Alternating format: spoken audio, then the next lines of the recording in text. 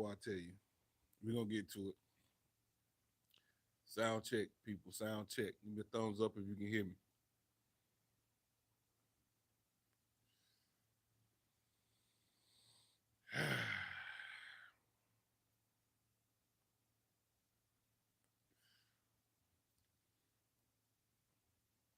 What up, Edwin? Shout out to you, man. First comment. Hit the like button. Hit the like button. We back. We definitely back.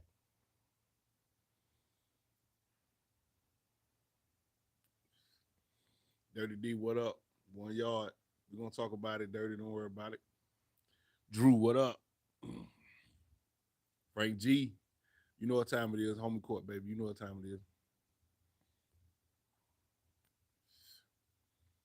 I don't even know where to start. So, Bobby, what up? Miguel, what up? The Fallen, what up? Cover two. Yeah, we're gonna talk all about that.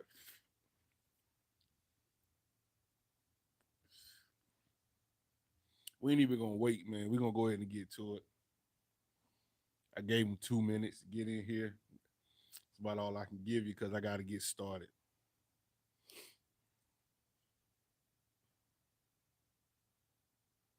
All rise. The Honorable Tampa 2 is here now. All rise. This entire team, the whole Tampa Bay team is guilty. Thievery, buffoonery, and tomfoolery.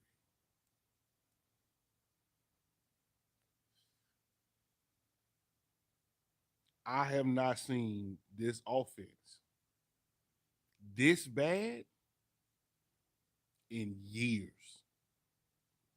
I'm talking about years. The regression of this offense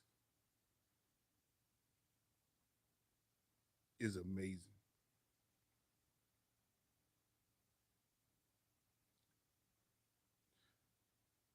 Oftentimes I sit back and I say, what is the problem? We got Tom Brady. We got the same offensive coordinator from last year. We got very similar pieces. The only thing changed is the offensive line. But I can't give you an excuse for that. One of the biggest changes is Bruce Arians.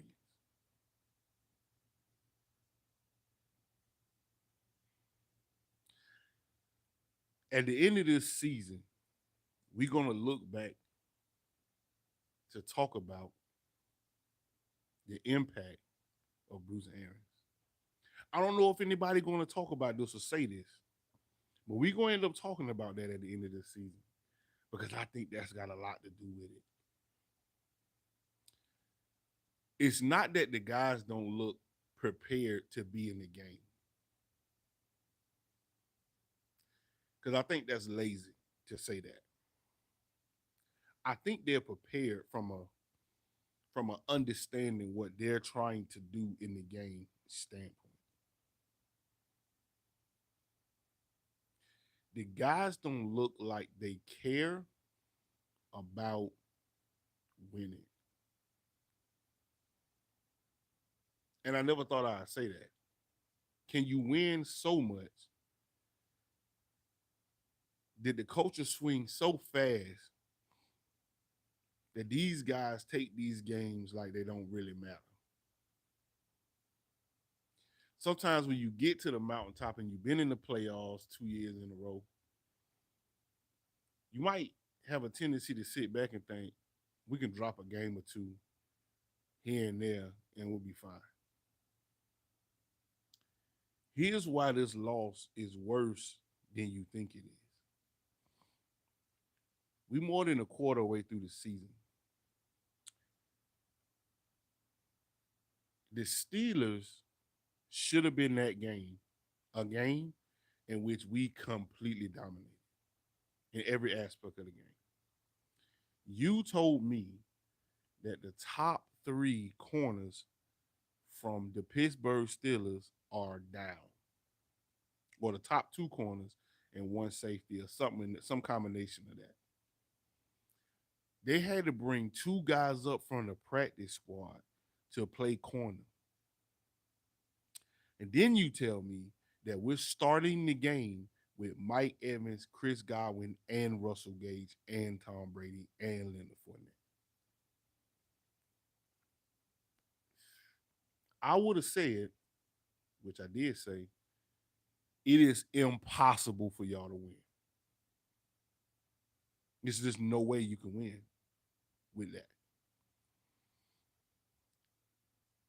You got practice squad guys guarding starting caliber wide receivers.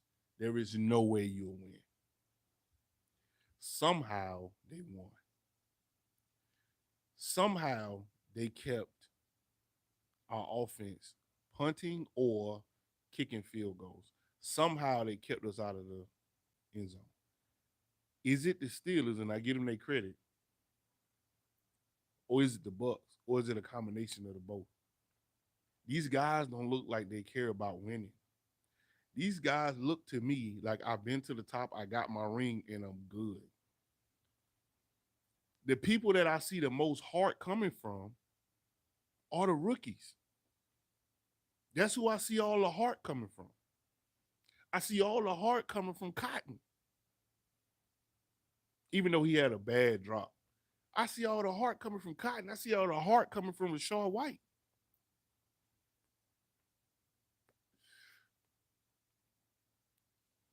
The young guys. I mean, Vita Vea out there just getting turned all around. No fight in our veteran presence. They're not leading the team, man. Where's the fight? We had a 3rd-and-1. Was it a 3rd-and-1 or a 4th-and-1? Quarterback sneak. This is Tom Brady's specialty. Specialty. Can't do it. The line doesn't move at all. At all. Hut, the line does not move an inch forward. Now I know y'all work out. Therefore, that is crazy. Not even an inch.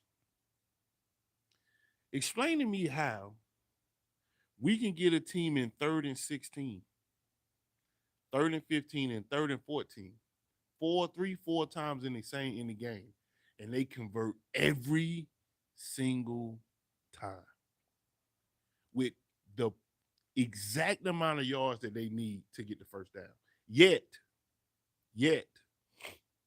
we 3rd and 6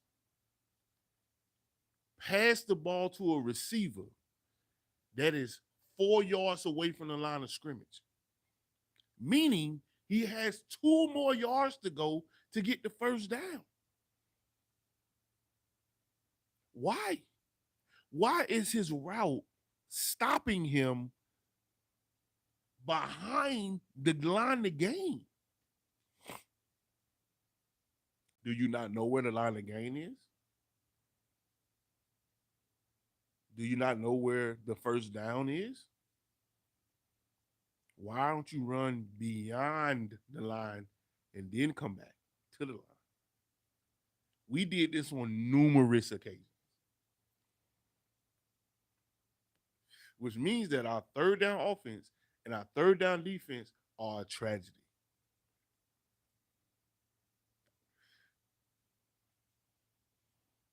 It is higher than Byron Leftwich. The problem exists higher than that. The problem exists higher than the players. It is the head coach. The problem with the Tampa Bay Buccaneers is the head coach.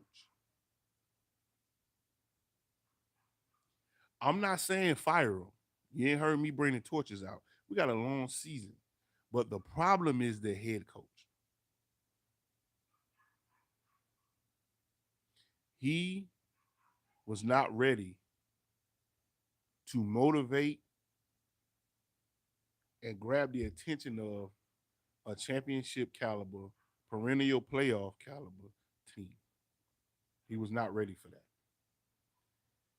He does not know or doesn't seem to know how to motivate his team and how to bring the best talent wise out of his squad.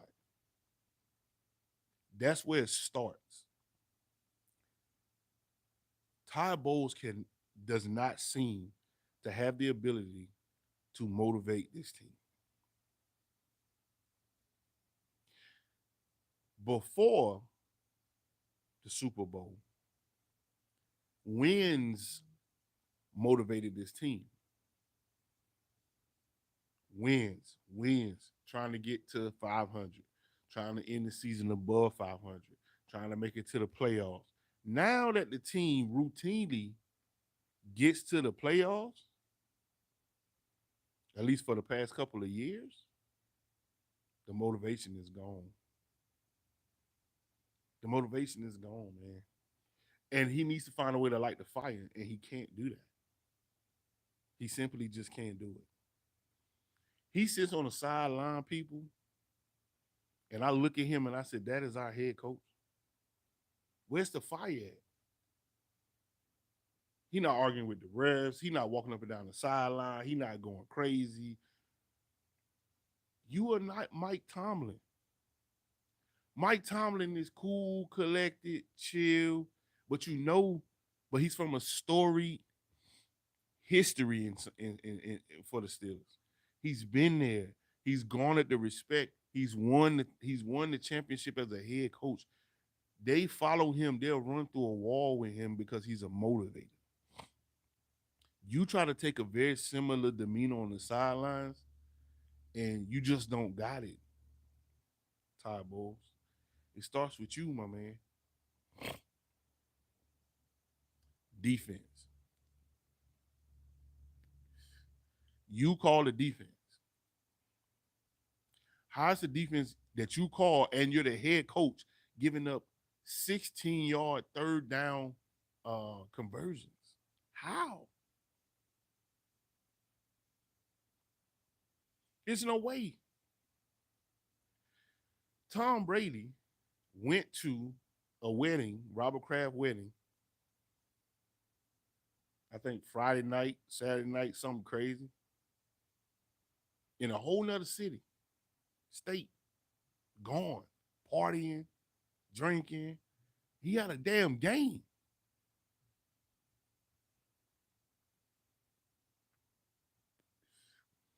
I would have had to tell Robert Kraft, hey, bro, I can't really be there. Put me on I FaceTime you or something. I can't really be there. But he was there. I'm gonna tell you why that's a problem. Because in the offseason he was gone. Then they gave him every Wednesday off or something like that. And then every now and then he pops out for a couple of days and comes back.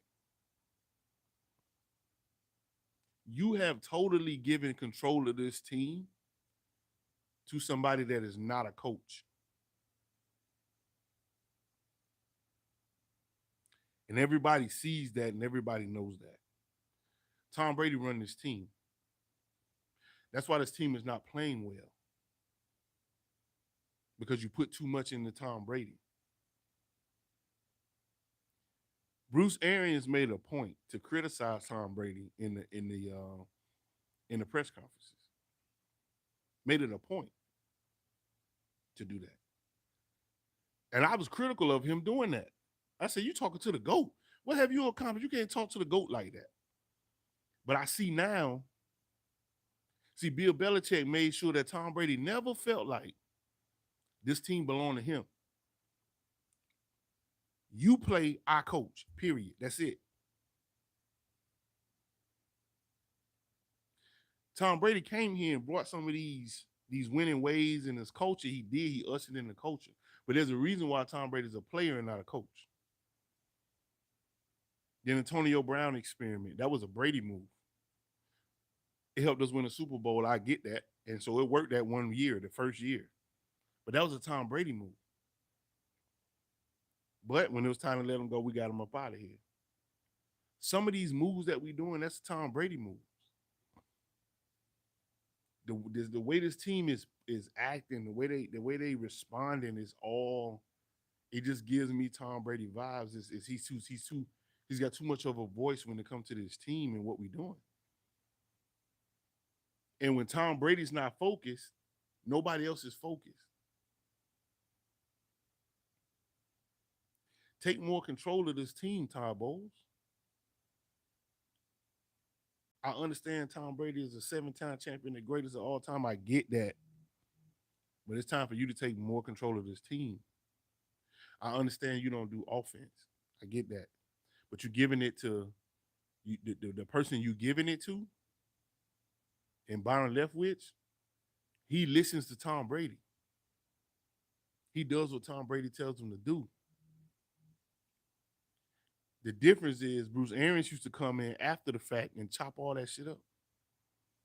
Even if he took one play out and put another play in, it showed them that they don't run this team. He does.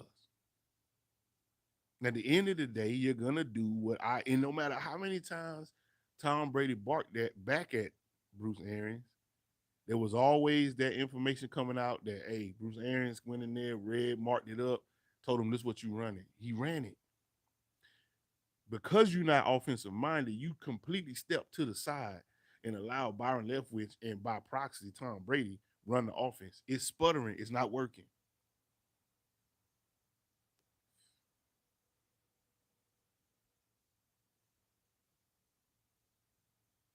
I venture to say, I'm not saying get rid of Todd Bowles or Byron Leftwich or something. Not necessarily, but what I'm saying, if we having this same conversation in week 12, you're gonna put a brand new quarterback under this leadership, this play calling, because we got to get a brand new quarterback next year. You want to put that under Byron Leftwich? I definitely wouldn't trust my team, and certainly not now my offense to Byron Leftwich.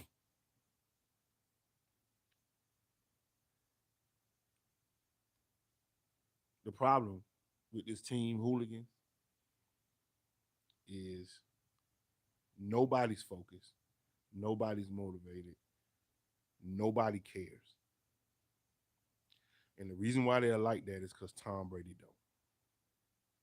And the reason why that matters is because Tom Brady has too much of a voice on this team. And I feel like the players look at Tom Brady like however he's going is how we're going. We're only as good as Tom Brady. Everything they do and everything they say centers around Tom Brady. Hey man, we got the GOAT. We got to make sure we protect the GOAT. Okay. Hey man, we got to go ahead and win. This is the GOAT last year. We want to make sure we send them off on the right message. Fuck Tom. I'm sorry. Let me stop. Forget that. What about your team? No, you want to send him off, that's great, but you need to care about the Bucs being the best Bucs. Y'all worried about Tom Brady highlight tour and shit. None of this, nothing's going to change about how we play until Todd Bowles finds a way to motivate his guys without going through Tom Brady. Him just coming out criticizing Tom Brady, that ain't gonna be enough. That's not what I'm saying. I don't want you to come out Tom Brady sucks. I ain't trying to say that. What I'm trying to say is, Todd Bowles, you have to take control of this team, motivate this team, and get them up. That's one of the things and one of the reasons why teams are probably afraid to bring you in and hire you as their head coach, because they probably feel like you don't have what it takes to keep the players motivated. You call it wonderful defense. Everybody will admit that your defense is amazing. You come up with some schemes, but you got those little in critical moments. You just make asinine play calling or the execution is bad. It just in them key moments. Red zone, third down. You drop the most perfect, beautiful blitz package for first down. Then you'll run a similar blitz package and change up who's the blitz on second down. So much so that the team is third and long. And then somehow at the first down line, somebody gets open. They find a crease, they find a seam, they find a soft spot, and it's always around the first down line.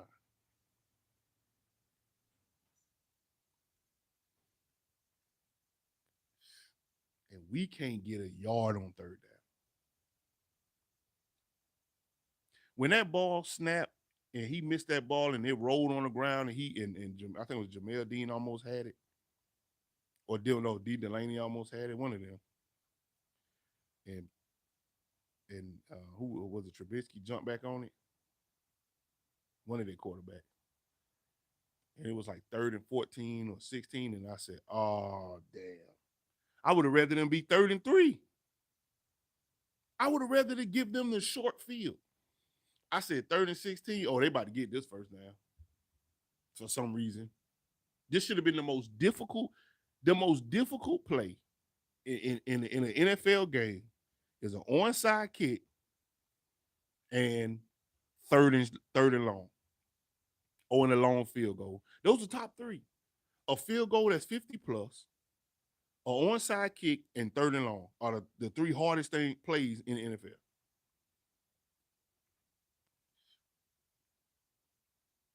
Not today. For us, 31.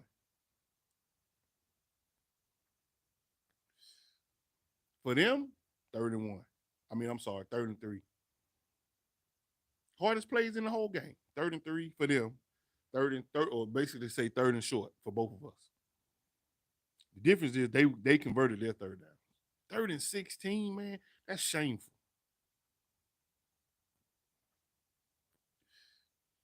And honestly, man, we tired of it. We tired of it. We tired of it. Bucs fans, man, is tired of it. You got the roster, you got the personnel, and Cotton. I'm liking Cotton. Even though the critical job, I'm liking Cotton. You should have been abusing them with Cotton. Well, you should have been abusing them with Mike Evans and Chris Godwin. And all. Why is Brady throwing it to the dirt? Why is all his passes going to the dirt? If there was no other game for you to be bold with your passes, this was the game. They came out there with 2 practice squad corners. They were missing their top 2, top 3 corners. If there was any time for you to be bold with that football, it should have been today. And you threw them in the dirt. In the dirt. If you're going to throw them in the dirt, you throw them in the dirt versus the Saints. If that's what you're going to do, if you worried about a sack, you worried about a pick, throw it in the dirt versus the Saints. You don't throw it in the dirt against the third, the fourth string, and the fifth string corner and 2 practice squad guys. Look how hype you made them. They feel like they real good. Oh man, I locked Mike Evans down. Man, I locked Chris Godwin down. They couldn't do nothing with me. You just made them a career, Ty Balls. They're gonna talk about this game forever. Man, we locked them down.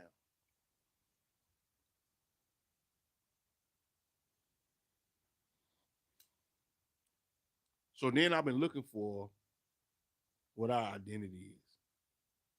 Because one week I'm thinking we are a run team with Leonard Fournette.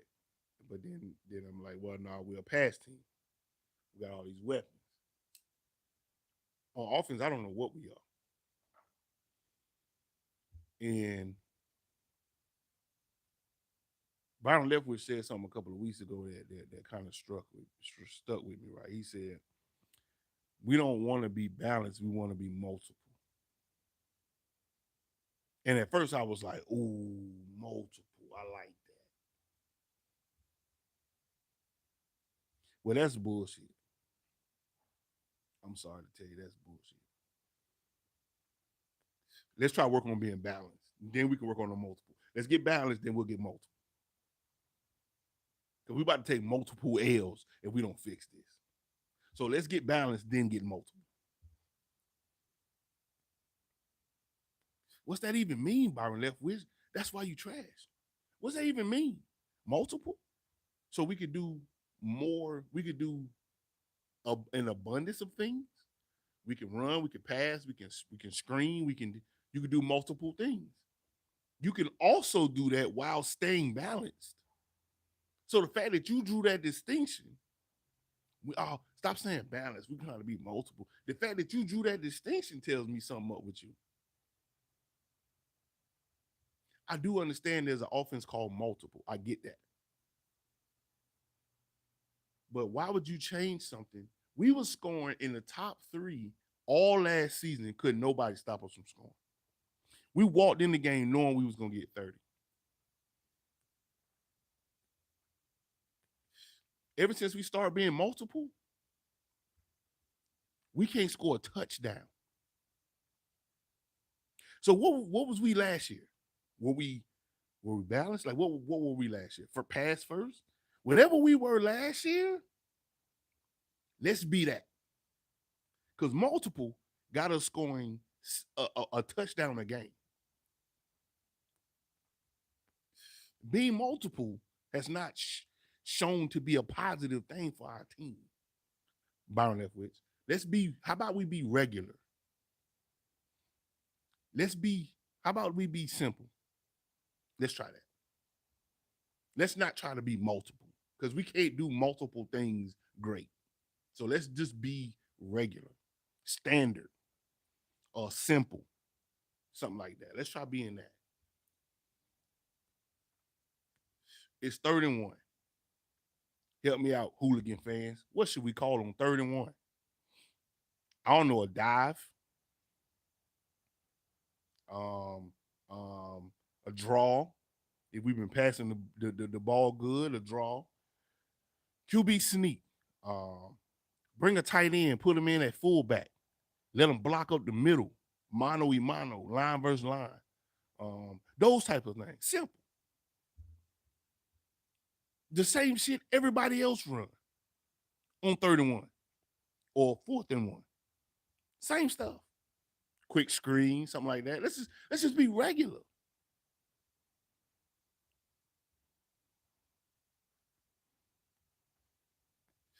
Third and 16. 3rd and 16. What does everybody do on 3rd and 16? Probably a cover 3 or quarters. Probably quarters, dime, something big, something real big. Something to put more corners out there on the field, which dime does. Dime puts more corners out there than the linebacker. And let's back everybody up to right before the first down marker. And you tell everybody to keep everything in front of you. Everything in front of you. Safeties. As soon as they bust past the line of scrimmage, you over the top of them. You know, same shit that everybody do. And the goal is, if you can pick it clean, pick it. If not, knock it down. Don't try to be a hero. Knock it down. They're going to 4th down. Knock it down. If it's a clean pick, pick it. But other than that, knock it down. Am I crazy? Or if you're feeling froggy, then you can blitz. But there ain't no reason to do that because they got 16 damn yards to go. 4 down linemen or 3. Everybody in coverage. Hopefully your 4 down lineman can win. Because that quarterback got to stand back there for a pretty long time to allow his receivers to clear that first down line. Let them catch underneath and then tackle them where they stand, no yards after the catch. They're punting the ball. Guess who did that? Pittsburgh. They did that. Guess who they did it to? Us. That's the reason why we got turned around before the first down line every single third down. And they tackled us right where we caught the ball, which was 2 yards before the first down line. Fourth down, punt it. You know, Todd Bowles, you could just do that. You ain't got to do no twist up the middle and wrap arounds and this exotic. You ain't got to do that. You could just be regular. I think Todd Bowles starting to feel himself because they keep calling him this defensive mastermind, and now he's starting to out design.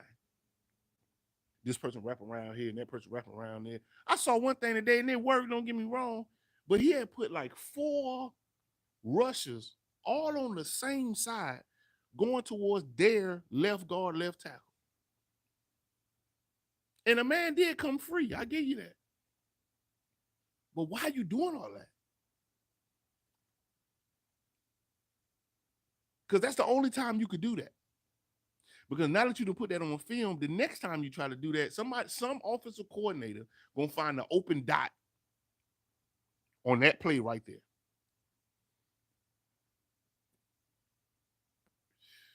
And it didn't result in a sack. Why? When you got all this extra stuff in your play calling, that tells me that you don't have confidence in the guys you got. That's what that tells me. You don't think that our guys are better than their guys, so you got to do this funny stuff to get them what you need from them. Put them in a better position. Why don't you just train them to be better and execute?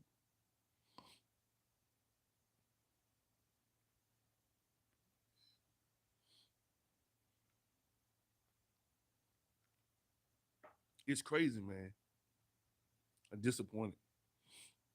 Disappointed. I don't even got to break down the positions. It's all trash. Special team.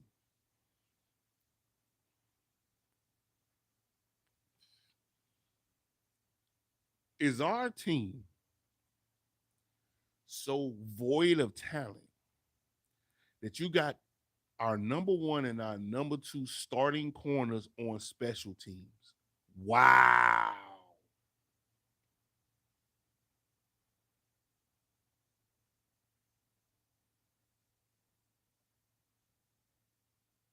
You have our number 1 and number 2 starting corners on special teams. Our roster is that bad.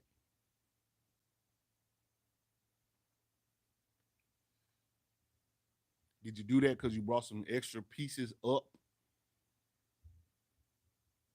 on to make the 46 game day roster, and you was like, well, we want to bring an extra guard, bring an extra this, and bring an extra that. So we're gonna be a little short on extra linebackers for special teams. So we're gonna have to put Carlton Davis and Jamel Dean out on special teams. Because I've never seen that. I've never seen the starting corners, number 1 and number 2, go on special teams kickoff. I've never seen that. Now, I might not have been paying attention to that. And typically speaking, that's not something I would even pay attention to. Most of the time, kickoffs, kick returns, punts, and all that, I go get something to eat. I don't even watch them. Most of the time. So this could have been happening. I just never seen it. Are you serious? Good thing because they saved the touchdown. But if you are down to our starting corners on special teams, that tells me that we have major problems on special teams, which showed itself how this guy kept getting through. This team ain't tough, it's not nasty, and it's not scary. Tom Brady's no longer scary. Running the ball up the middle to Villa is no longer scary. Mike Evans is a little scary. Chris Godwin is a little tiny bit scary. Leonard Fournette is really scary. Tom Brady ain't scary. Offensive line ain't scary. I venture to say our linebackers ain't even scary. Defensive line definitely not scary. Corners ain't scary. Our safeties are scary. We got about 3 positions that's scary. Other than that, it's like whatever, man. These guys, these just regular guys.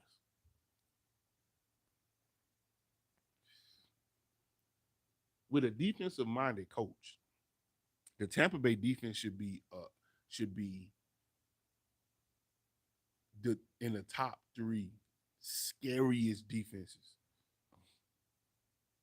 scariest defenses. And maybe we are, but it don't look like it. Last week, who that was? Devin White. Was it Devin White? I think it was Devin White said that when he was playing Atlanta, that when you can impose your will, the game gets boring. What? Excuse me, what? You said when you can impose your will, the game can get boring? That's the way we looking at games now? We looking at games like they can get boring? If we can impose our will, we want more of a challenge, and then when you get one, you don't stand up in it? That's crazy that y'all thinking like y'all really smelling yourself. Well, that's why your ass guilty. That's why you're guilty. Special teams is trash. I've been saying that for years, and it's still like that. It's trash. Defense, I'm not going to kill you because you did all right, but in key critical moments, you didn't show up.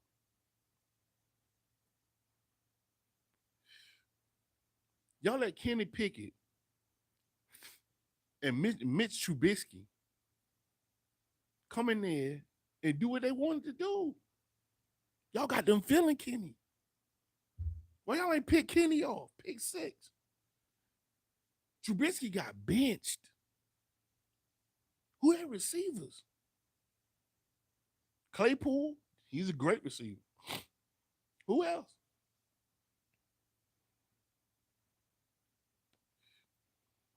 Y'all let them convert them third down. That's what killed me the most out of the whole game. Whatever's about special teams and all that, what killed me the most is 3rd and 16 converted to first down. That's what killed me about this whole everything. It was just that. That was the biggest thing that kept getting under my skin. Is it's 3rd and 16. Lock it up.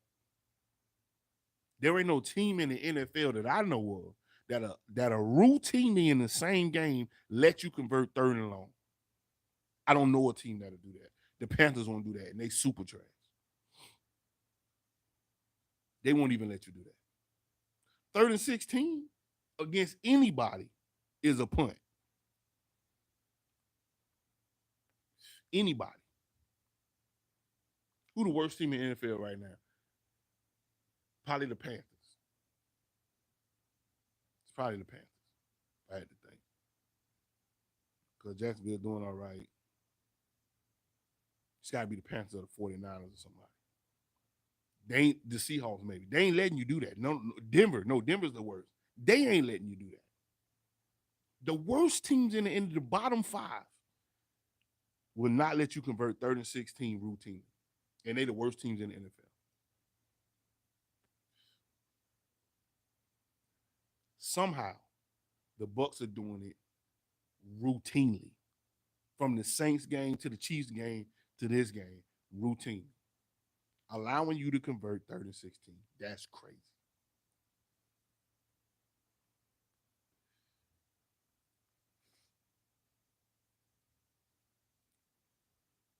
So y'all all guilty, man. Long session of homie court.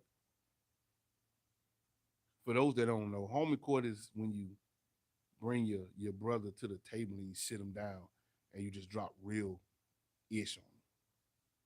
You take him in the homie court because he's guilty of something. That's what homie court is. And today, the whole team stole game checks. The whole team. Top to bottom. And because of special teams having damn 2 starting corners on it, Jason Light, your ass is guilty too. Don't you put the roster together? Stop letting these people leave practice and go to weddings and all that. Stop. Take control of your team. Ty Bowles. Talk some ish, man. When you stand on the sideline, I know you're, oh, what was that? What was that, Mark? Come on, Brady. What was that? What's that? Get in somebody's face. You don't move. Talk.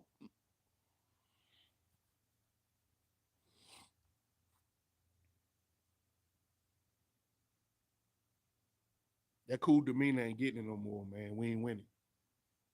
We're not winning. That cool demeanor ain't going to get it. I need some fire from you. Take control of your team, Tabo. And I hate to talk to you like that. And you know why. Hooligans know why I hate to talk to you like this, Tabo. I want to be on your side.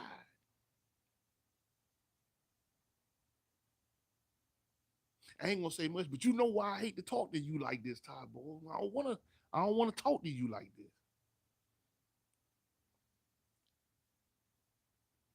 Because what's gonna happen in if you do this for another year, they're gonna mad rule you.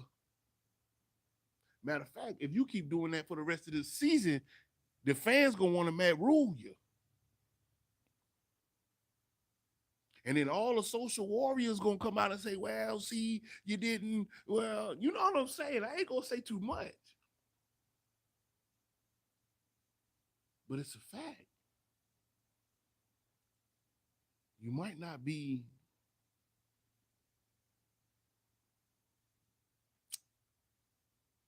ready.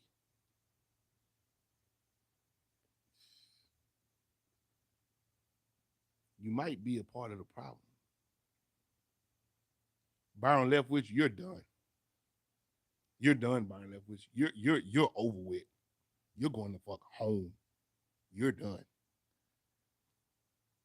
You're not it, sir. You're definitely not it.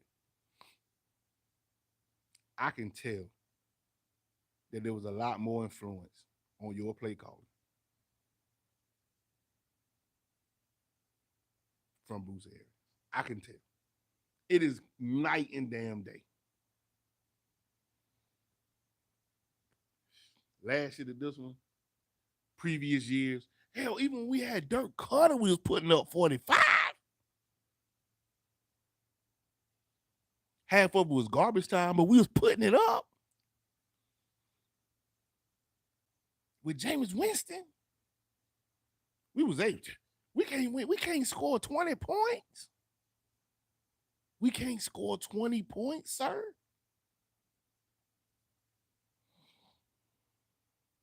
I think that's why the Bucs fans is starting to panic. They're starting to panic because if we can't put up 21 points against a team with fourth string and fifth string corners, it's going to be a long road. You got to be able to do that with starting caliber corners, with a defensive line like the Saints got. And then you got to ask yourself, why when the Saints play everybody, I asked this last week, they get throttled. But when they play us, we got to fight for every damn blade. We played the Steelers today. We had to fight for every damn blade of grass. Why is this such a struggle? They come out with they set plays and they march right down the field and score a touchdown. Why can't we do that?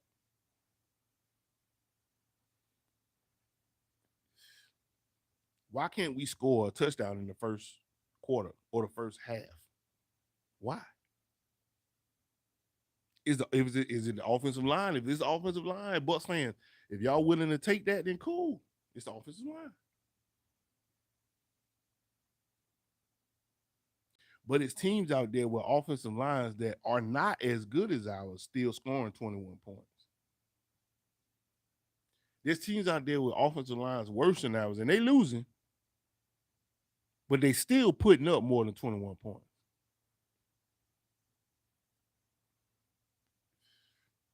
Did Ryan Jensen make that much of a difference? Maybe he did. Then Brady going to cuss out the offensive line. Guess what changed? Nothing. You know why? Because Ty Boys ain't say nothing. Ty Boys ain't even look over there. Brady over there cussing out the offensive line, and Ty Boys didn't even walk over there.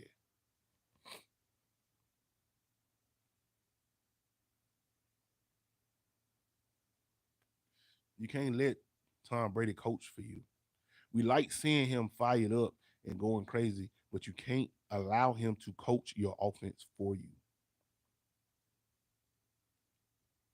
Byron Leftwich, you cannot allow Tom Brady to coach your offensive line for you. Yeah, he gonna talk to him, and that's fine. He talked to everybody, but the coaching gotta come from you and your offensive line coach. And he was standing there. I saw him standing there. He was standing there with the little printout sheets and all that, and looking down at his sheets the whole time Tom Brady was ripping up the offensive line. Look at it. The clips all over Twitter and all over the internet. The offensive line coach is standing right there looking down at his sheets. He not one time did he look at the offensive line or address Brady or look at Brady or nothing. He just sat there and watched. Matter of fact, he didn't even watch. He sat there with his head down, looking at his sheets while Tom Brady was going on. Go look at it.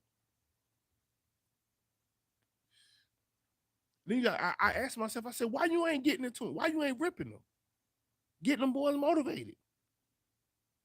You had your head down like he was also talking to you. You the coach. You had your head down like he was talking to you too. And he was. That's why this team don't got no direction and they got no identity. Why? Because you got the inmates running the asylum. You got the players coaching. That's why. Levante David and Devin White and these guys, they're coaching. Tom Brady's coaching. These people need to be focused on playing, not coaching. You're supposed to be coaching. Bruce Arians coached.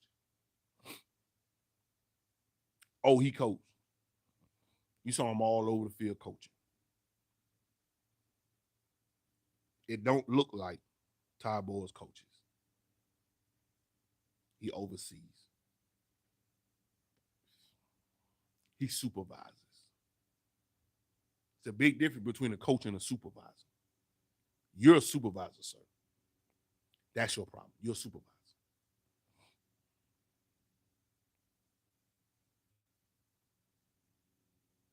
That's all you are. You're a supervisor, man, and that's the problem.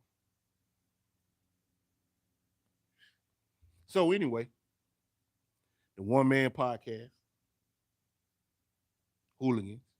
I'm gonna check the comments. I know I'm probably way behind, but I'm gonna check the comments. I like to interact with y'all and see what y'all saying, and then we're gonna cut it off.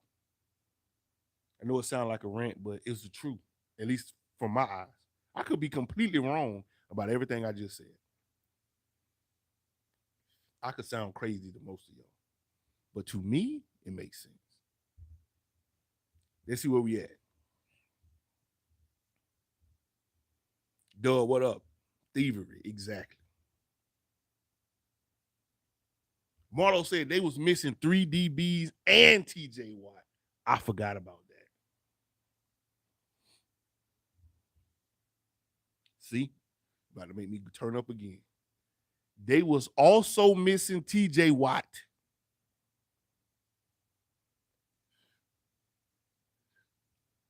Three DBs and TJ Watt, and they still won. So what we would have did if they had everybody? What if they would have had TJ Watt plus the boy that kept winning, got in the Ukanobo or whatever his name is? Plus they had their corners. That defense would have shut us out completely. Tell me I'm lying. They would have put TJ Watt on the line with that dude that kept breaking through, and they had their corners. Shit. Night. It'd have been night. And that's a problem.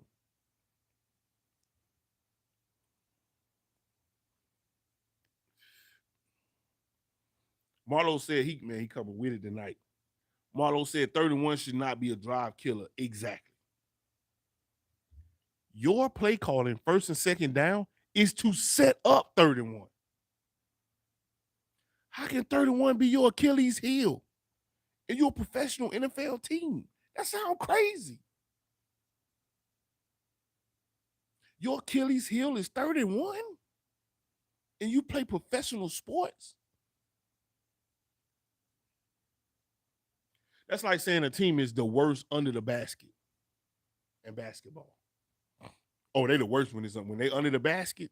I know they send us 8'9", but it's just real bad when they under the basket with they center that's 8'9". And you like, how is that possible? You got a running back that's a bruising back in Leonard Fournette. Some reason he can go north and south 90% of the time. The only time he goes east and west is on 31. Am I lying? The only time Leonard Fournette goes sideways is on third down, 31, and fourth and one. The only time he goes sideways. Grab the ball, put your head down, know what hole you got to run through and run through it. That's it. Your body is longer than the yard. Your body's longer than the yard. If you lay down on the ground, your body is longer than the yard. Grab the ball, see your hole, put your head down, put your hands over it, and run straight forward. That's it.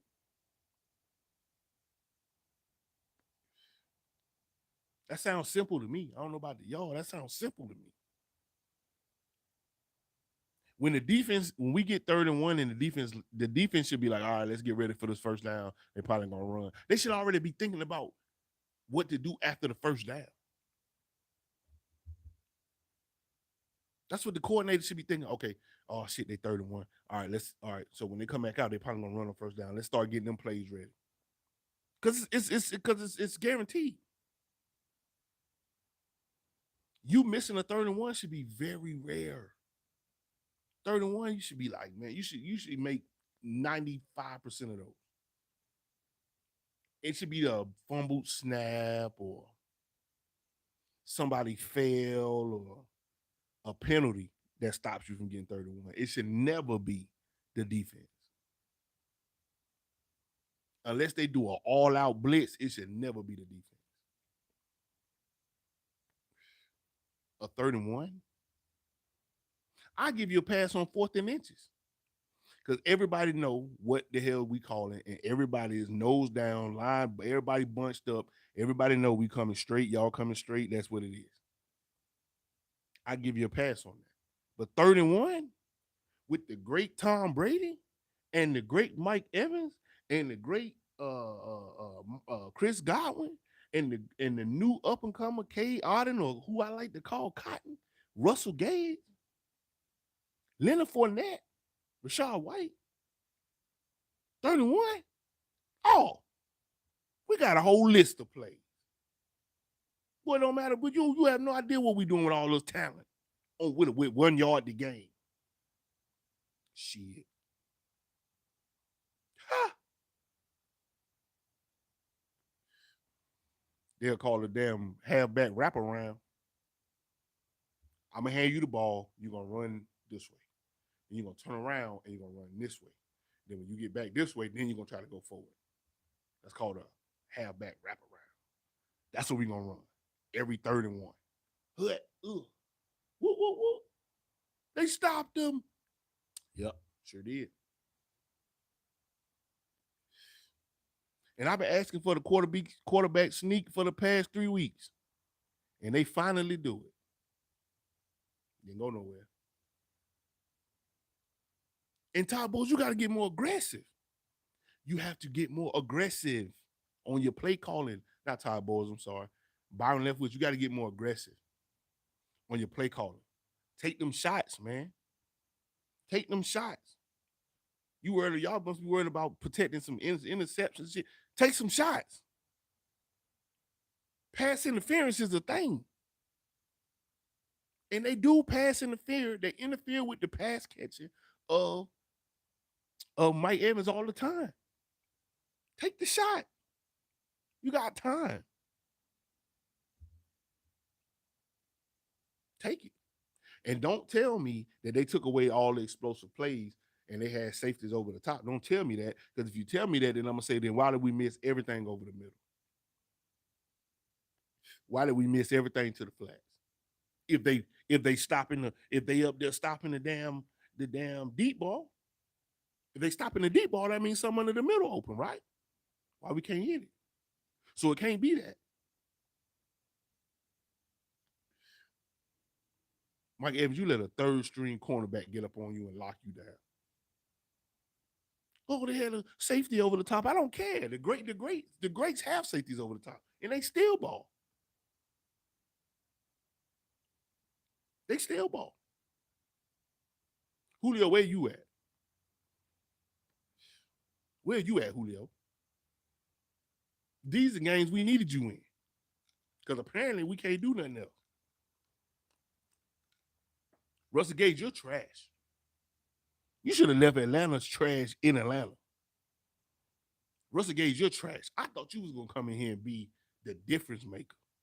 You are non-existent. You can't get open. Well, how come you used to get open against us all the time? You come over here, you can't get open. You playing scared.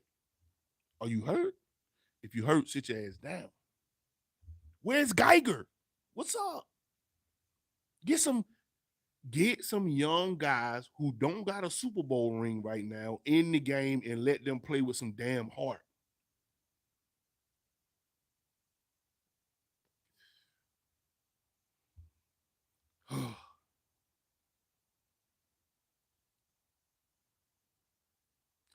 Grizzlo said, why not challenge the Claypool catch or call timeout with 12 men on the field? I don't know, man. I don't think you could have. I don't know. I don't know, man. That's a good question. I don't know what he said. He's saving the timeouts for what? Should threw the flag, man.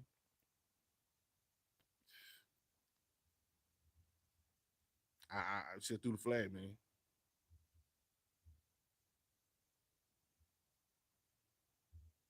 Doug say Tom arm is jacked up. He pushes it off, but it's visible.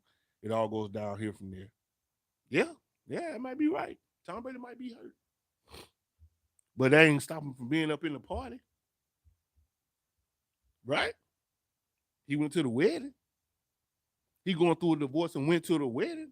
Man, look at that parallel. He was at the wedding going through a divorce. Robert Kraft, he was shaking it up. I can't give him that. I can't give him that. Oh, by the way, free Sue Surf, man. Free surf to his backwards. Shout out to Sue Surf. Anyway, Brady hung on 1 year too long. Mm.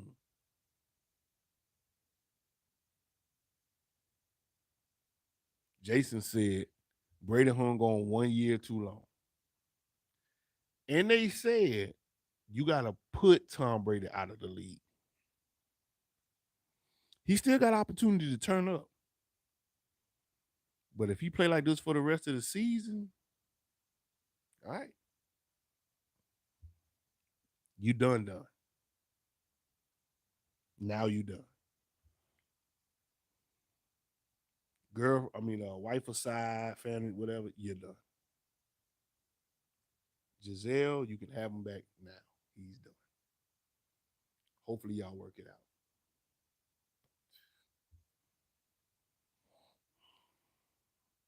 Bull said in the post game, I heard that, King. Bull said that they still stuck in the Super Bowl. I heard that. And I believe that. They still stuck on Super Bowl time. That's why I said they don't got the hunger, man. They been to the mountaintop. You work your whole career from high school forward to get to the mountaintop, which is the Super Bowl. And some people are content with getting that one Super Bowl. They don't have a fire like Tom Brady, who needed to win 1,000 of them joints. They good with just winning one. Some people are like that. They So what happens when you get your Super Bowl and then you get your money?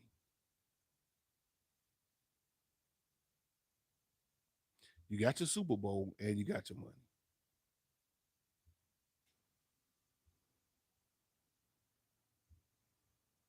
What you playing for now? When you got a coach that don't really show no emotion, you got a quarterback who's supposed to be the leader of the team who don't even take practice serious because he keep leaving and coming back. You might start feeling like, why am I the only one that give a damn about if we winning or not? The fans still gonna pack the stadium. They ain't ready to put the bags on yet. I'm good. I keep doing what I'm doing.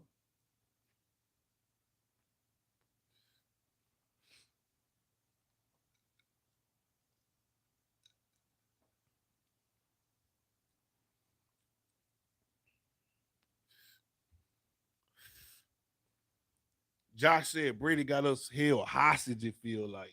See, is it me?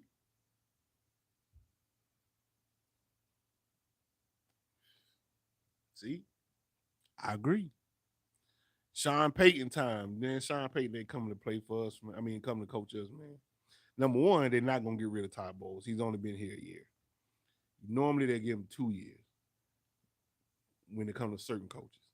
Other coaches that might give him a third year, sometimes even a fourth year. But with Todd Bowles, they probably give him 2 years. And he got to get a new quarterback next year. His deal is 5 years. They're not gonna rule him. Unless he go on a crazy losing streak, they're not gonna rule him. Sean Payton will not come coach the Bucs. There's a lot of attractive jobs out there with quarterbacks that he could coach. He could have I could have saw him going to coach Miami. I could see that because they had a up and coming new quarterback. This league, you're nothing. If you saw this with this controversy with these roughing the passer calls and all that, you will know that the way that the NFL has been going and is continuing to move, the quarterback is the key to your team being good or bad. It's all about the quarterback. You have to center your team around the quarterback. You got to think when we won the Super Bowl, or even before that, quarterback was an important position, but it wasn't the be end all be all. That's why you got names like your Ray Lewis's and your Ed Reeds, and you got your names like your Brian Urlachers and all you got because other positions matter. Your LaDainian Tomlinsons and all this, other positions matter. Now, the only thing people talk about is the quarterback and the wide receiver. Why? Because that's who the quarterback got to throw it to. So now you need a big name wide receiver, big name quarterback. See, back in the day, you needed a lot of other stuff. Now, you got a number one wide receiver and a number one quarterback, and you can protect that quarterback. So you going all the way. It's like it's what is that's what it's going to. So a coach ain't gonna come here without a quarterback in place. The only way that'll change is if they know you picking first the top of the draft and they see somebody in college that they can grab at the top of the draft, then they might come. But they got to be in love with that quarterback. For instance, like a Carolina Panthers. Carolina Panthers are gonna pick first or second in the draft next year. So that job is very attractive. You got corners there. They said they're willing to trade Christian McCaffrey, and no Bucs fans. We don't need to sign Christian McCaffrey. No, everything that Christian McCaffrey do, we get out of Leonard Fournette, and he's already here. No, we don't need to go and sign him because he always fucking hurt. He's always hurt too. I gotta calm down before they shut the channel down. Anyway, that's an attractive job. This job is attractive too if we had a quarterback. But a lot of our talent is, or I won't say a lot. Some of our talent is old. Some of our the attitude ain't right. Nobody's focused. And it's gonna take more than a coach to do that. It's gonna take a spark to do that. So whatever coach you bring in here has got to be fiery. He got to be fiery. He got to be a player's coach. I don't think he can be a militant coach. He got to be a player's coach, but he also got to be fiery. He got to have some energy. He can't sit there in the press conference and be like, oh, these guys, I don't know, these guys, they got college, they got to, you can't be like that, man. Where your energy at, bro? Stand up. You got to go in there. I don't know we got to execute better. We dropping passes. We got to do better. We got to get better quarterback play. We got to get better offensive line play. We definitely got to. The 3rd and 16, there's no reason. That's the kind of energy I need from you. So that these guys go back and be like, man, coach, man, next week, coach going crazy on us. Y'all keep saying the same stuff every week. We just got to execute better. Just let me do the press conference. From now on, just let Tampa 2 do the press conference. I'm going to go ahead and pre-record them, and that way y'all can just play them after every loss. We got to execute better. We got to protect quarterback. We got to stop all the penalties, stuff like that. Yeah, same stuff from last week.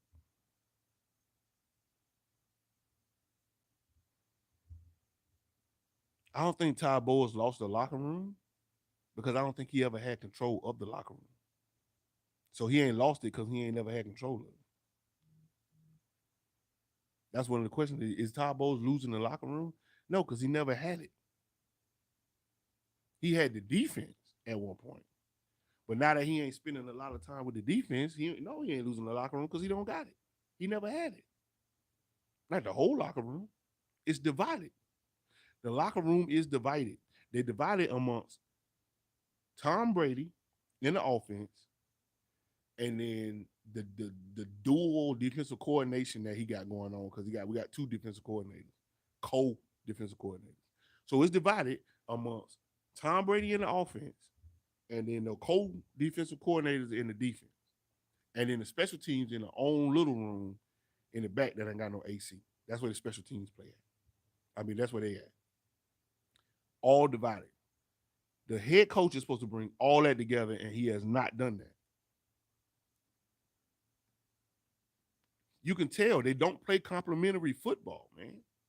They don't play it because they're not together. It's offense, defense, special teams, all separate. Ty Bowles is out there with the defense all the time, walking around talking to the defense. He don't got nothing to do with the offense. Then you go to the offensive side of the field, and they practice, and it's Byron Leftwich, Tom Brady in the offense. And he's left with that, and they're left with that. But all they hearing from is Tom Brady. These aren't coaches, they're all supervisors. Man.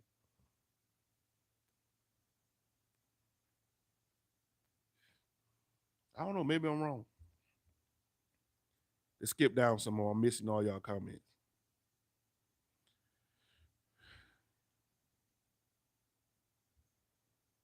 Look, Doug said Neal was at defensive tackle on that play. Like, what exactly?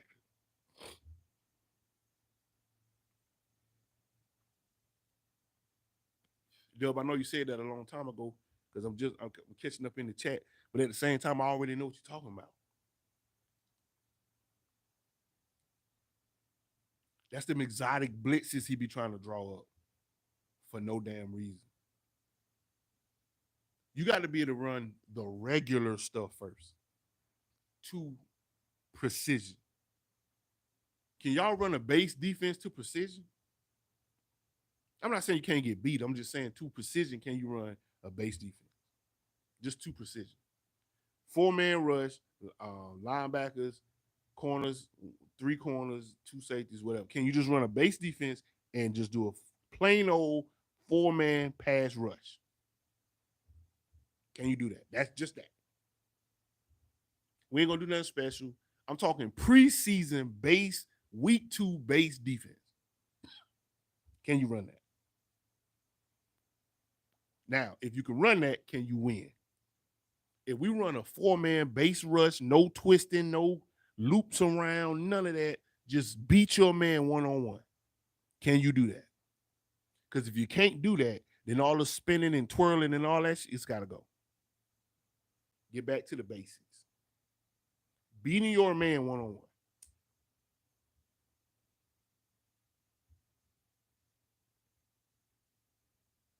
Why is Was it Neil? Kanahu Neil, whatever his name is? Why is he not at his safety position?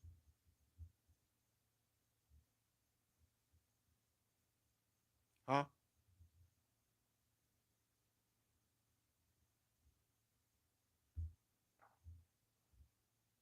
Why is he not at safety?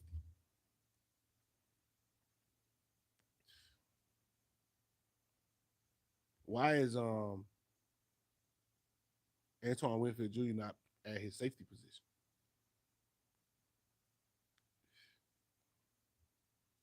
Why is he playing 50% of the snaps in the slot? I don't know. I'm not a coach. I don't know. Explain. Tell me why. Why is he not back at safety where he's supposed to be?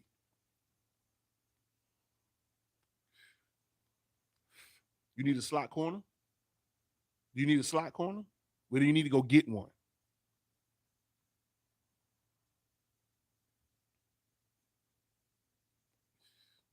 Because there's some things happening over middle that I don't like. And a good safety roaming around in that area could be very beneficial to us. How about you go get a slot corner to play slot?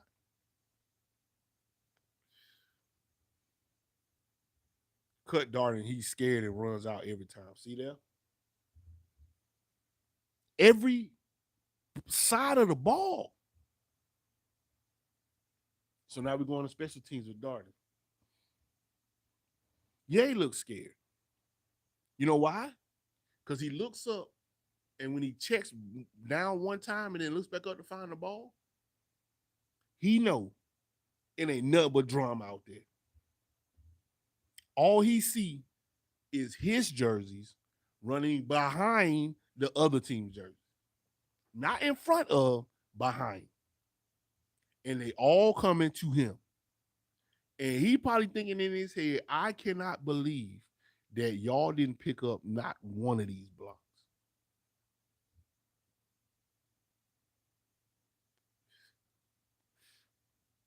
You probably got Tom Brady out there on kickoff coverage. That's how bad our special teams is. They probably like Tom Brady. You get out there and you play on the on coverage team. Since y'all got two starting corners out there, is that something that they normally do? I've never noticed that. And maybe I'm crazy. Maybe it's me. Maybe I'm crazy. Maybe I'm insane. And I've been watching football now for 30 plus years. Maybe I've never seen that. And I just ain't been paying attention. Maybe that's what it is. I've never seen that. Both starting corners, number one and number two, on special teams? Never. What?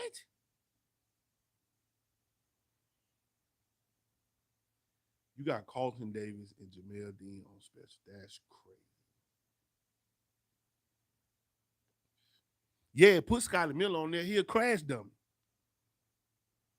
You don't put our starting corner. What if one of them got hurt? What if one of them would? You put D Delaney out, people like that. What if one of them would have got Carlton Davis? What if, and you know he like to get hurt? What if he would have got hurt on that play? S&B already got hurt. So who we gonna got? Who got a corner now? They was converting 3rd and 16 with the corner with our starting corners. They probably was tired, running down the field on goddamn kick coverage. Good thing because they saved the touchdown. It's crazy.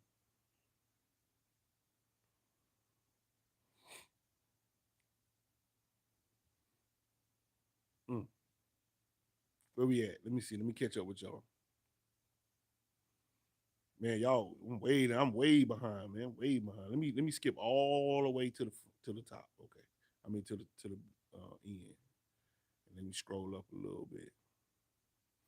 You said who we play next? Carolina. Oh shit.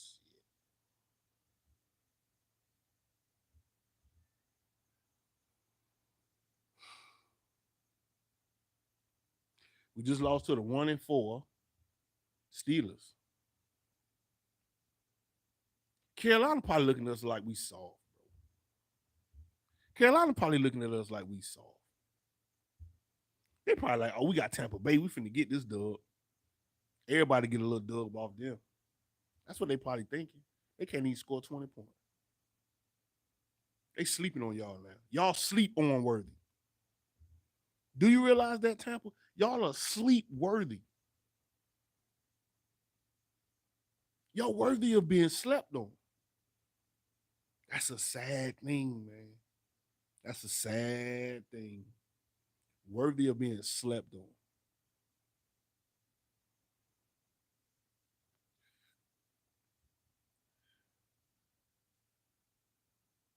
And if y'all lose to Carolina, that shit over with. If y'all lose to Carolina, it's over with. I see Atlanta won today. Beat San Francisco.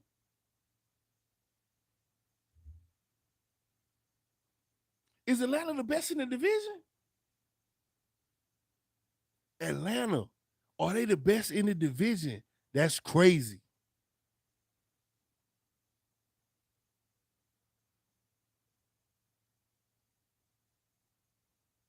Not the Saints. Not the Bucs.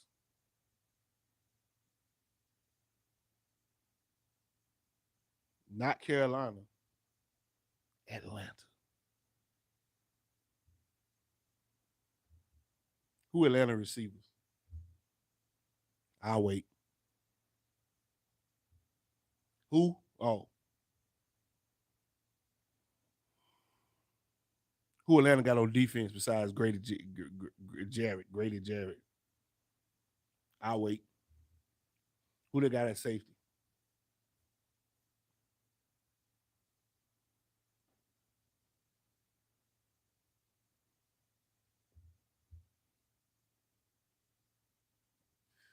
That's crazy. Yeah, we beat Atlanta. We beat Atlanta. Don't get me wrong. We beat Atlanta. But did we beat Atlanta? There's a lot of controversy surrounding that win. Win is a win. But did we beat them?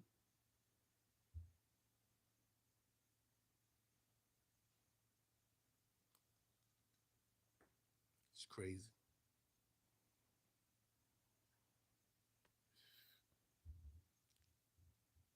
Trash is trash. We better draft another one.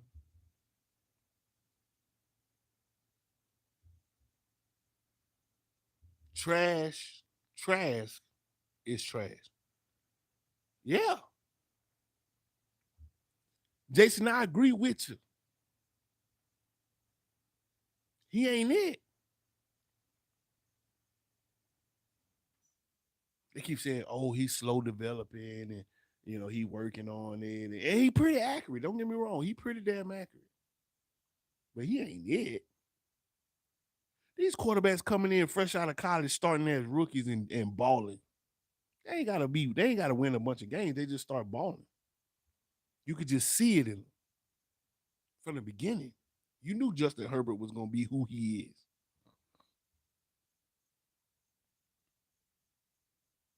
You just knew it. Joe Burrow, these guys. Look at the Jets quarterback. What's his name? I forgot the Jets quarterback. Look at him. He won today too. And they only got a loss. We can't beat the Jets right now.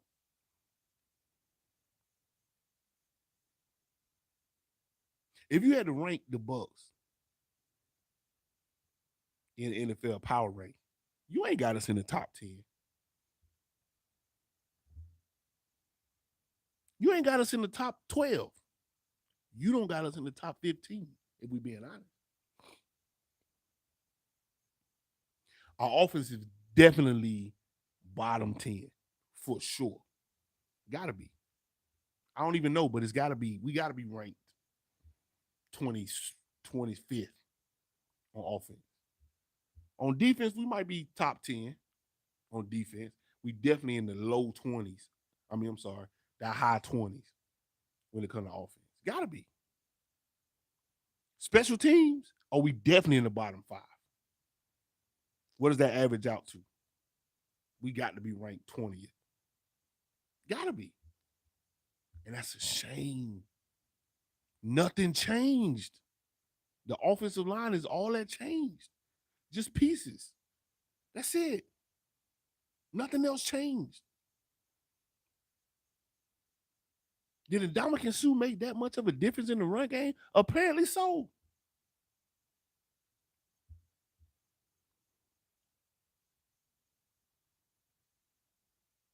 Did BA and head coach, maybe BA stepped away just a year too soon?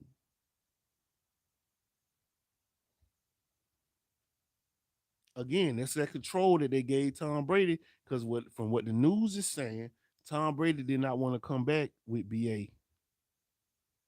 Why? Because BA wasn't going for it. He gave a little bit of leniency, but he said, "Nah, I think I'm the coach, and I think you the player, and you sign that paperwork. So you want to get crazy? Go ahead. We're gonna go viral. You know I go viral with you, Brady. I go viral with you. You want to go viral or you want to chill out? You the one about to get out. You got a brand, TB12. I don't got no brand. So if you want to go viral between coach and player, we could do that. I don't think you want to do that. So you need to fall back. It's my team. Byron Leftwich ain't doing that.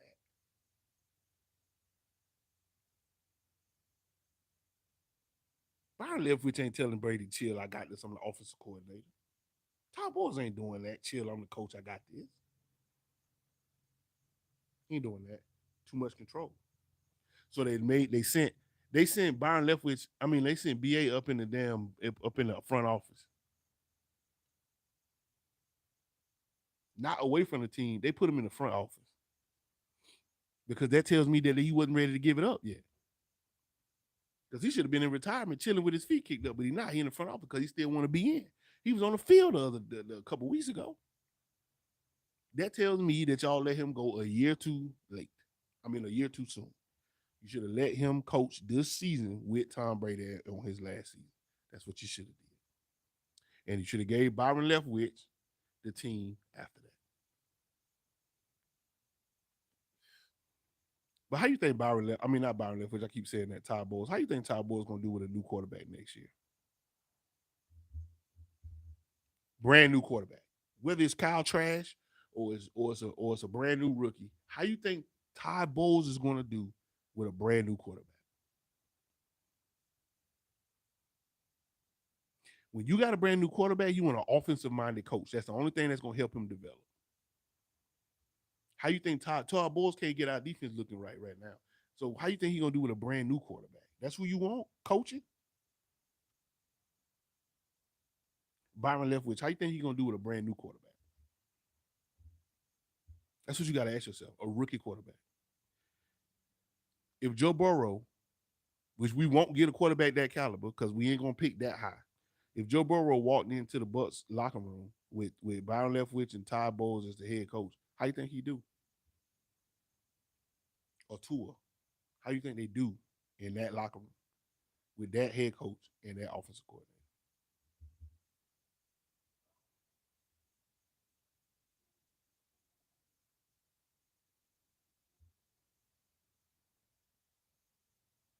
What up, Ian? I see you, man. MK, what up? Miguel said too many chefs in the kitchen. See? No, I don't think it's too many chefs.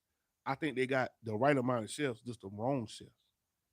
There needs to be a head chef, an executive chef, and his name is Todd Bowles.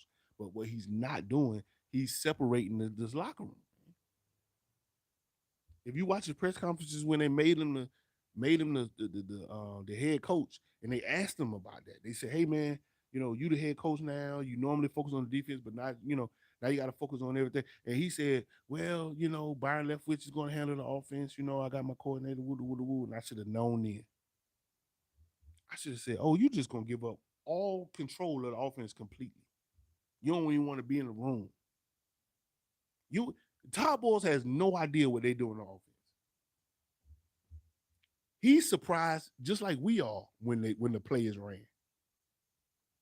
He's just as surprised as we are.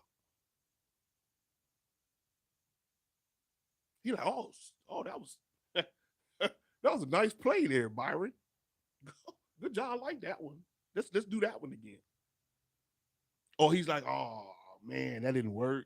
Oh man, probably should have did something different.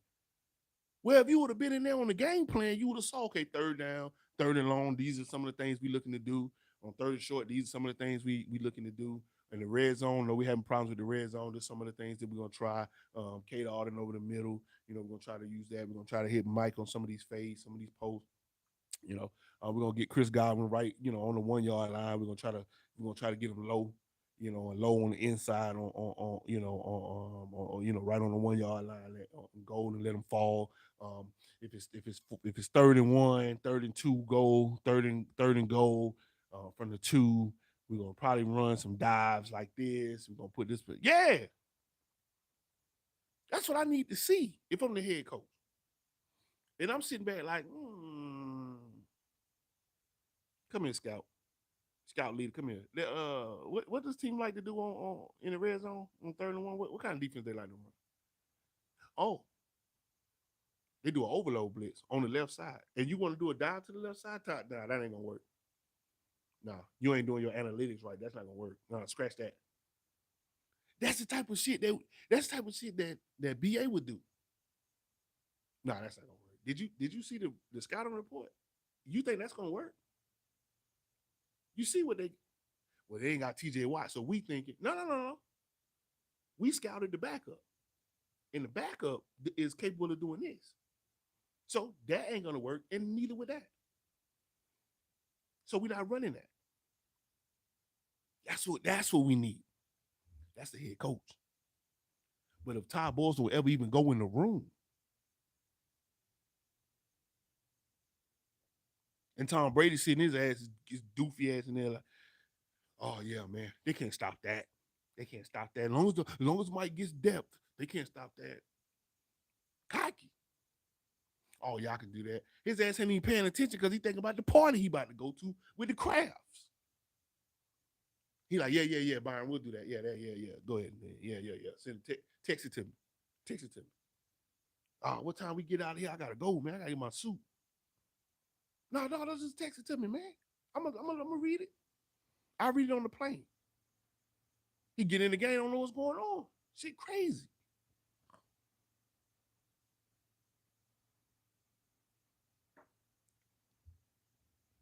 Mm.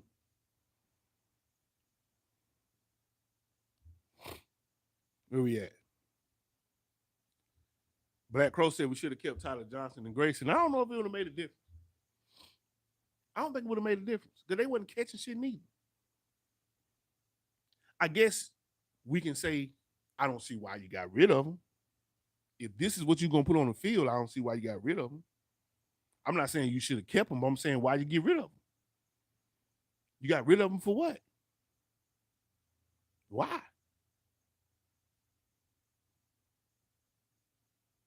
I thought you got rid of them because they wasn't going to give us the best chance to win on the field. That's why I thought you got rid of them. I saw Bashard Perriman down there, the one that you kept.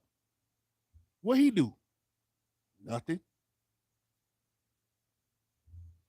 Tyler Johnson can give us what Bashard Perriman is giving us any younger. And you could have put him on special team. Obviously, the Scotty Miller experiment is over. That's done. Darden ain't doing shit. That's done. So I don't see why you got rid of him. He ain't making a difference. We are worse this year than we were last year. We are worse now offensively than we were in the last 3 weeks of last season when we had no wide receivers. We worse. We worse than we were with Mike Evans hurt and Chris Godwin out. We worse now, and they in the game.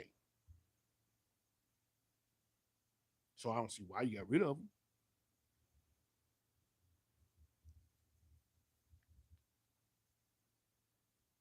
Trigger said, hell, we struggled with the Jets last year. Right. Facts.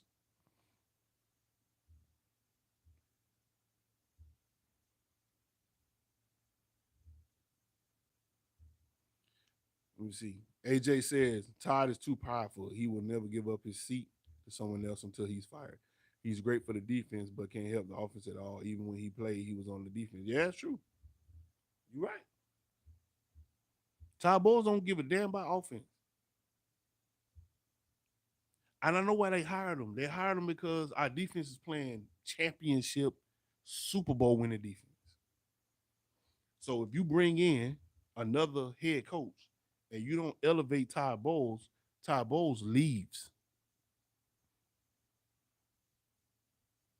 Ty Bowles will leave if you don't elevate him and promote him. He leaves.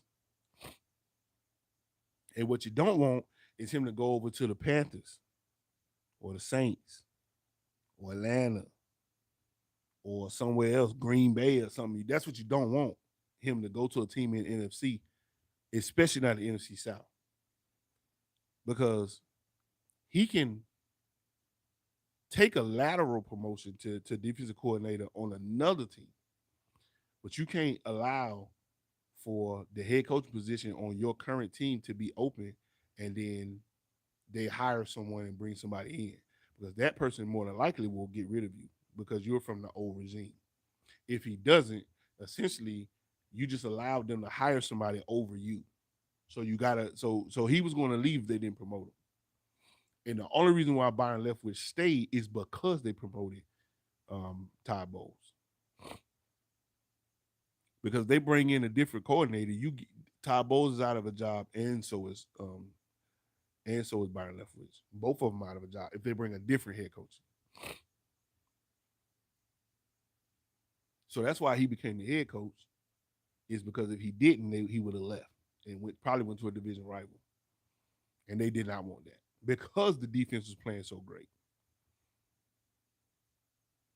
And they knew that keeping Ty Bowles means they kept Byron Leftwich, means they kept Brady, and means they kept the whole gang all put together.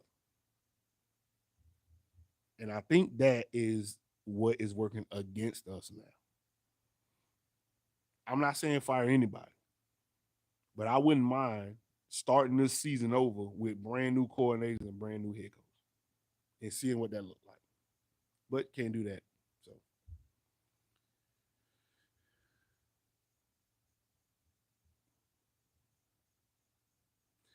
AJ said the only thing I can salvage from this season is we beat the Saints. Got some serious rebuilding to do in the next few seasons. QB, O line, and D line heavy. My opinion, I don't want to see not one running back or wide receiver drafted. Well, the season ain't over. Season ain't over. Season ain't over. Uh, I know, it's hard not to feel like that because you don't see the progress. You want to see progress. I get it. We come out the gate. We ain't looking that good the first quarter, but you want to see, okay, in this game, we should have scored 27 points. Easy. We should have saw them red zone problems get taken care of. Should have been a bunch of threes. Should have been a couple of touchdowns mixed into that. You want to see execution. You want to see our defense. You want to see somebody get 3rd and 16 and know that it's impossible for you to get this first down. It's not happening. You know that, and we know that. Let's move on. Get ready to punt the ball. That's what you want to see. You don't mind taking a loss, but it needs to be a close loss. It needs to be a loss. And this was close, but it wasn't close because it shouldn't have been that close. But you want to see a close loss. So we execute, made a few little mistakes, ball bounced the wrong way here and there, and that's why we lost. Even some bad officiating. That's why we lost. What you don't want to see is us go out there and fight for every blade of grass and be trash because it ain't no hope. And that's what your problem is. The season ain't lost. We can still come back and do this thing. We can still come back and win the Super Bowl. It can still happen. But some serious changes got to happen. They need to come to Jesus moment. They need to sit Brady down and say, Brady, is you with us or you not? Because if you're not with us and you're gonna be partying and you're going to weddings and you taking trips and you got your divorce and you got all this shit going on that's gonna have you out of practice every week and all this old bullshit, why don't you go ahead and retire? You can retire right now, just like your friend Cole Beasley did. Just retire right now. Let us run Kyle Trask against the Panthers, where it ain't that heavy of competition, and let's see what he could do. How about let's do this? Let's just put you on. Let's just say you out injured with your shoulder and your hand for a week or two. Let you sit out and see what Kyle Trask can do, and that way we got an excuse to have you sitting on the bench. Your shoulder messed up. We can even explain it away because we can say, see all the passes going in the dirt, his shoulder messed up. So we're gonna let him sit out a week and let his shoulder get better. That's it. Just he's got a shoulder problem. Let him sit out. Let him sit out a week. Let him sit out 2 weeks. And then see where we're looking. If you want to come back then after you take your break, then come back. If not, and you say, all right, I should have just retired, go ahead and drop the retirement paperwork, man. And let us just claw and scratch and bite our way through this season and just start rebuilding. And now is a good time to start rebuilding because guess what? Carolina got to rebuild, and so does the Saints. Atlanta might be the only one that got their shit together that can actually start putting pieces together because they got a fairly young quarterback now. You know, it's Marcus Mariota. He's not new, but he's not old. And they got a good little defensive line, and they building a little something over there, and they winning some games. They got a new head coach. They ready to go. Now they ready to start bringing pieces in, some free agents to see what they do. They ready to go. The Saints got to get a quarterback, and so does the Bucs got to get a quarterback. Saints, we got to rebuild majorly, and they got to rebuild too. So this is the time to do it. Carolina is completely trash top to bottom. They got to get a new coach, offensive. They got to get everything. So right now, when we got three wounded teams, which is us, Carolina, and Saints, wounded in the league in the NFC South, now's the time to do it. To where we can still be competitive in our division, but drop a game here and rebuild. Because there was a time when we had Matt Ryan, Matty Ice, we had Cam Newton, and we had Drew Brees in this same division, and we had Jameis Winston, and it was a struggle. But now everybody messed up, the whole division. So let's go ahead and get this rebuilding thing done. You right, O line, D line, corner. The only thing we said at is running back and safety. That's it. If you ask me, we said it running back and safety, and some might argue corner. We ain't said at tight end. I don't even think we said at wide receiver. I don't think we said at wide receiver because Chris is Mike Evans and Chris Godwin. That's it. And Mike Evans is a hamstring away, and Chris Godwin is a knee, hamstring, ankle, anything away from sitting down. And after them, ain't nobody behind them. We thought it was Skyler Miller. Nope. We thought it was Russell Gage. Nope. Thought it was Bashard Perriman. Nope. Thought it was Darden. Nope. We got nothing behind them. So we ain't even said it that. We damn sure ain't said that offensive line. So we're not set nowhere. So you're right. We got a lot of rebuilding to do, man.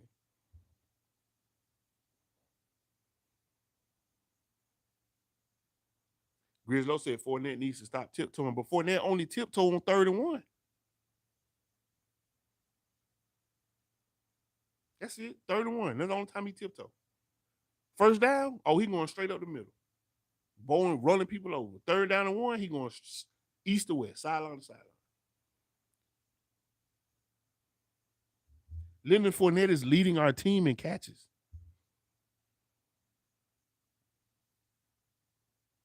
Yeah, you heard me. You heard what I said. Leonard Fournette is leading our team in catches and rushing. You can't tell me that's a recipe for success right there. Byron Leftwich, is that the offense that you dreamed of? Is that multiple? Oh, that's what you mean by multiple. You mean the running back has multiple records on the season. That's what you meant by multiple. That one player can be leading our team in multiple categories. That's what you meant by multiple. Okay, well then we damn sure is multiple.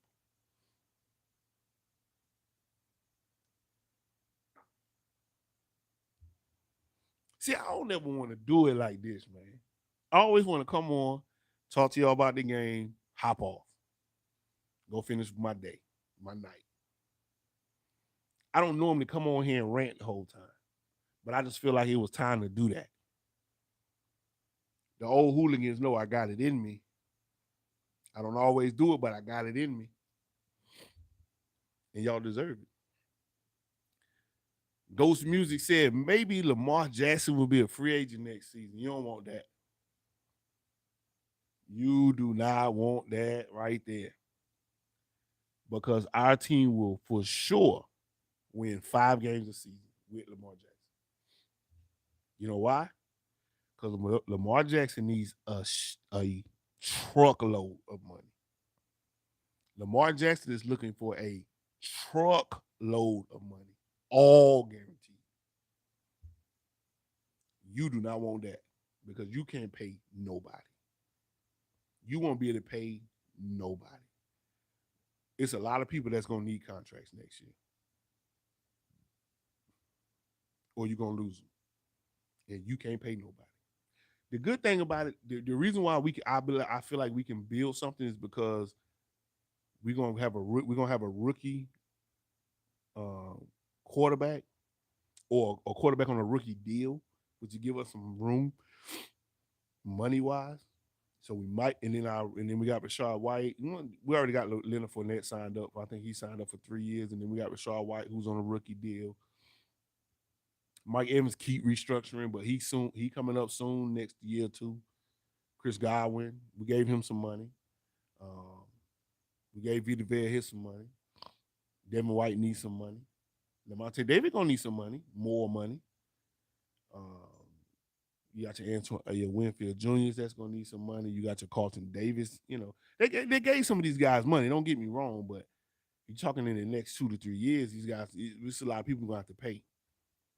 And that quarterback contract that's max like that thing has got escalators in it, man. Year by year, that thing got escalators in it, man. You're gonna have to spend a lot of money. So I don't think that's the route we need to go. I think what we need to do is we need to build up the offensive line again, right? We got to spend money there to get that line built up. Um, we got to run with whatever the quarterback going to be, whether it's going to be Kyle Trash or it's going to be a rookie. Run with that. We just got to get younger, man. And we want to younger. It's going to, hey, Tampa, it's going to be some hurt the next 2 years. It's going to be some pain. It's going to be some pain. Next 2 years, it's going to be some pain. Just be ready for that. Enjoy it. Enjoy this now. It's going to be some pain next 2 years. It's just Todd Bowles going to have to make that hard decision to let go of Byron Leftwich, and that's gonna be drama. He's gonna have to make that hard decision to let Byron Leftwich go. I hope Byron Leftwich gets a head coaching job somewhere. Hope he go to the Carolina Panthers so we can run their ass off the whole time he there. But it's gonna be some hard time over the next 2 years. So let's just get through this season, man. Let's just get through this season. Man, y'all hit the like button, man. Hit the like button up. Hit the like button.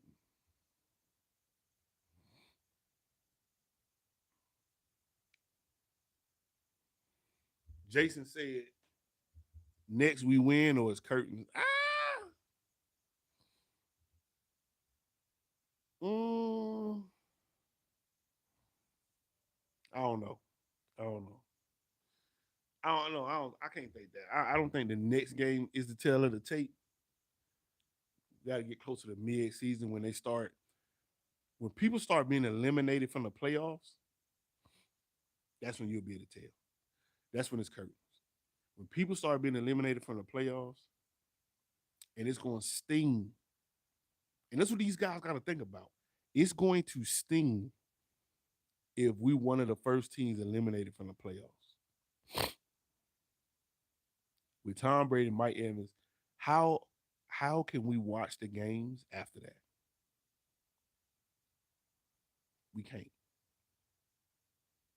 How can we have Tom Brady and we eliminated from the playoffs? That's crazy.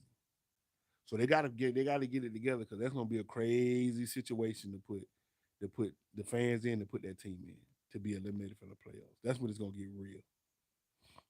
That's when it's gonna get real. So we gotta pick it up. The Moat left was then he'll leave. Now they don't need to do that. They just need to tell him, hey, you gotta go.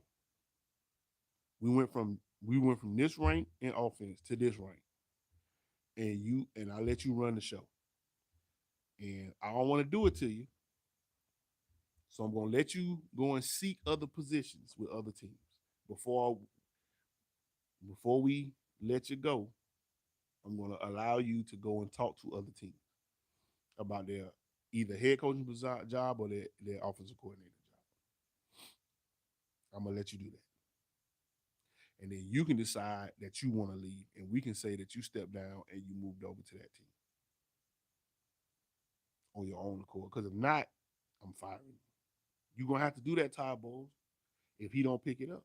Again, we got plenty of time. We can still go on a Super Bowl run, but it's something better change.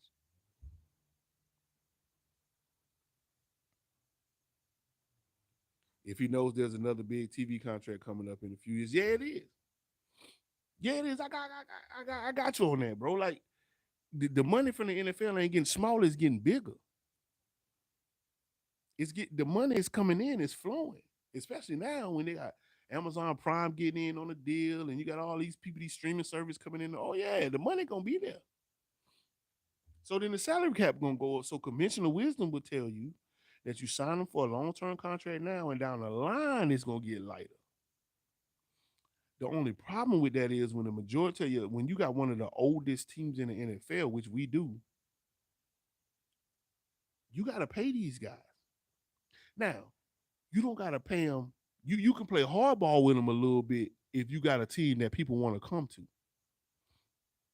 So you can talk to an Ndamukong Suh last year. I mean, this offseason, and Ndamukong Suh can say, "I want $9 million, $8 million a year for the next 2 years." And you can say, "Well, nah, because we got Akeem heirs that want to come here, and he want to come here for $5 million or $6 million." So we probably leaning more towards that, save us a little bit of money than bringing you back. Oh no, I ain't gonna be it. All right, well, sorry, we have to let you go. JPP, we want to bring you back. Well, I need $4 million a year for the next 3 years. Nah, I can't do that.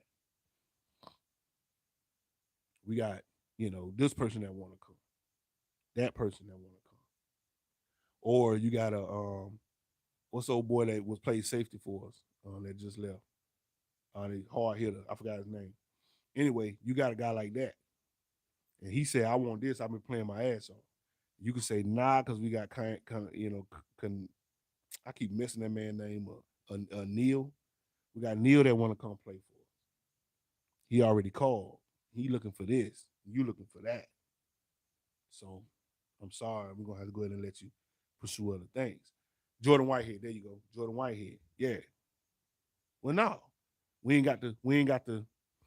We ain't got to go for that. But when Tom Brady leave, then you got a problem because nobody don't want to come here. So then they go. So now the players got more leverage now. They say, well, if you want me to stay, I need this. And you ain't got ain't nobody real serious. The top defensive linemen don't necessarily want to come here. I mean, because we ain't got no quarterback. So this is where I'm sitting at. I'll come back, but I need this. See, they got a little bit more leverage when you ain't got Tom Brady. That's the one thing that Tom Brady does do is make people want to come to your team. But when they don't, so you got to have all the money you can because if you remember before when we was losing a lot, players used to come here and come up. We had to overpay to get people to come here and stay here. We had to overpay. We're gonna have to do that again. Y'all don't know what these next 2 years gonna look like. We're gonna have to do that again. And when we gotta do it, we gotta have the capital to do it. We gotta have the capital. Because the player loyalty only goes so far. Mike Evans ain't going nowhere, of course. He ain't going nowhere. I don't even think Leonard Fournette is going nowhere. But Chris Godwin will. Chris Godwin will. He'll go somewhere. I even think Antoine Winfield Jr. will leave. A couple years. Yeah, I know some of these guys got money, but a couple years, I think he'll leave. I didn't think Jordan Whitehead would leave. We really gave him a real shot. And he left. You don't think Carlton Davis will leave? Yeah, we gave him a little bit of money, but you don't think he'll leave? You don't think Jamel Dean won't go take that money? Jamel Dean leading our team when it comes to DBs. It's Jamel Dean. You don't think he'll go out there and get that money? Oh, he will. You don't think they're going to be sending money down here to get him? Oh, they will.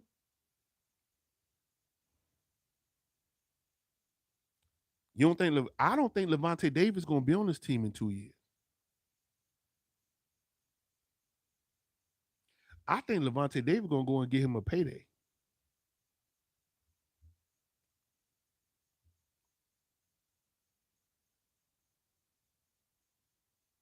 I say all of that to say